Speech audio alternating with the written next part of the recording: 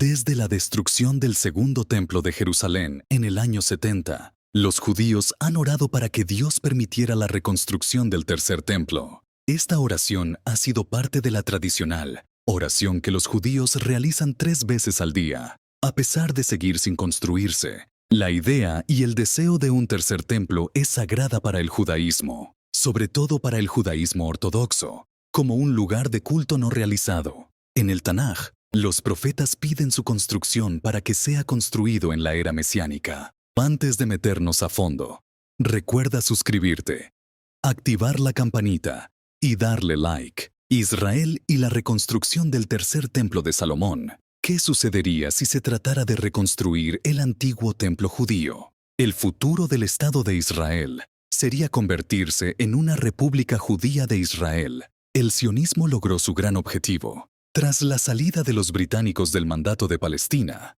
con la creación del Estado de Israel, el Estado judío. Sin embargo, ciertos sectores especialmente sueñan con reconstruir el templo de Salomón en lo que sería la tercera versión de este lugar de culto, aparte del natural problema que significaría remover el domo de la roca y la mezquita de Al-Aqsa, que provocaría una guerra contra Israel que asolaría incluso Occidente. El gran peligro de establecer este tercer templo sería contra el propio judaísmo moderno y el propio Estado de Israel. Los romanos destruyeron el templo en el año 70, cuando tropas a manos de Tito rindieron el santuario y lo demolieron. Aunque la guerra judía seguiría unos años más hasta la caída de Masada en el año 73.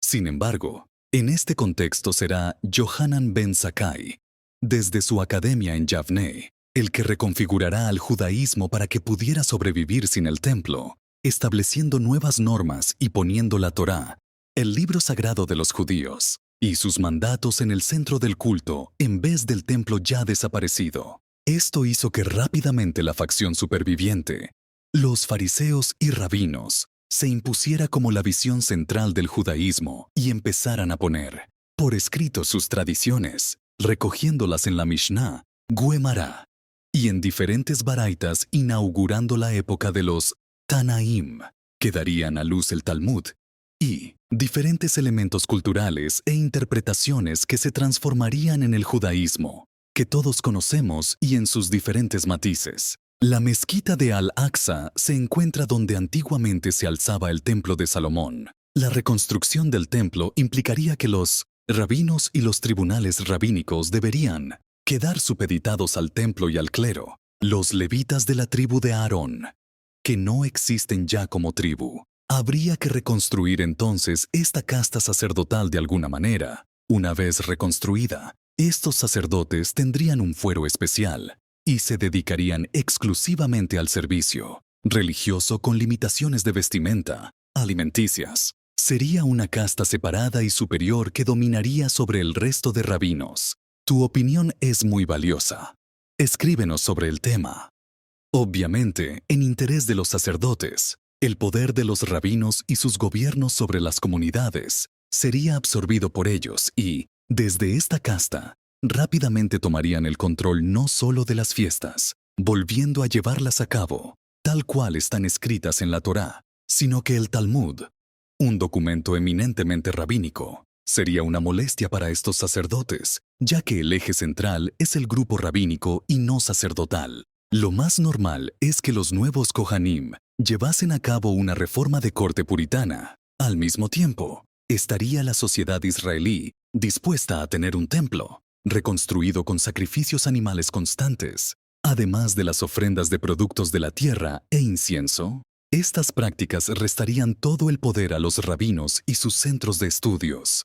¿Cuál sería el eje central de la fe judía en este momento? ¿La Torá y la sinagoga, como en los últimos 2000 años, o el servicio religioso desde el templo con sus centros adscritos, sin contar con el poder político derivado de semejante reconstrucción del templo? Sería volver al siglo I y a sus luchas entre los judíos helenizados y los judíos nacionalistas. Con el tiempo y la capacidad de influencia del templo y su Sanedrín, con su influencia social, una vez desplazada paulatinamente la de los rabinos, reconvertidos en meros representantes del templo, en vez de ser los líderes y guías de las comunidades, La lucha política sería la segunda etapa. Establecer un gobierno judío. La lucha entre el Knesset y el gobierno contra el poder del templo podría augurar un futuro parecido al de la revolución de Jomeini en Irán. La influencia social podría provocar una revolución judía religiosa y dar un giro al Estado. Si de la reconstrucción del templo sale, que saldrá un líder religioso y carismático lo suficientemente fuerte como para plantar cara al gobierno israelí, derrocarlo y reconvertir el Estado en un país totalmente regido por normas religiosas. Si la pretensión es reconstruir el templo como mero monumento nacionalista y colocar a poco menos que unos actores a hacer un papel, la guerra que vendría no tendría sentido. Pero si es para dotar al templo de un cuerpo religioso de corte sacerdotal y separado, como dice la Torá, y como existió desde los tiempos de Salomón y más tarde Esdras, con la reconstrucción del templo hasta la destrucción por Tito, el futuro del Estado de Israel sería convertirse en una República Judía de Israel al más puro estilo iraní, ya que la monarquía sería imposible al no existir dinastía davídica, Asmonea o la tan odiada dinastía herodiana. Y ahora te toca a ti. ¿Cómo ves este plan de los judíos de construir el tercer templo? ¿Crees en las profecías cristianas sobre el fin de los tiempos cuando se construya el tercer templo? ¿Crees que en esta era moderna sea viable un tercer templo para el Estado judío? Tu opinión es muy valiosa para nosotros. Escríbenos en la caja de comentarios. ¿Cuál es tu posición teológica hasta el próximo video, campeones?